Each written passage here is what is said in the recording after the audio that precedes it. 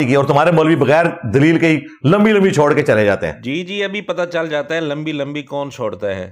مسند ابی یعلا میں موجود ہے کہ مروان بن حکم ممبر پہ مولا علی پہ لعنت کر رہا ہوتا تھا اور حسن و حسین نیچے بیٹھ کے خطبہ سنتے تھے. اللہ اکبر. تو سر ہم تو ان کے ماننے والے ہیں.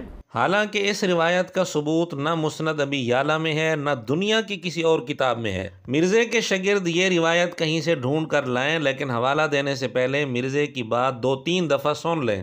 تو حضرت سفینہ کو اتنا غصہ آیا، انہوں نے کہا یہ ان کی پیٹھ سے جھوٹ نکلا ہے جہاں سے ہوا خارج کرتے ہیں. مرزے نے مسند ابی یعلا کا نام لے کر حسنین کریمین رضی اللہ تعالیٰ عنہما پر جو جھوٹ بولا ہے یہ کہاں سے نکلا ہے، اس کا فیصلہ مرزے کے شاگرد خود کر لیں.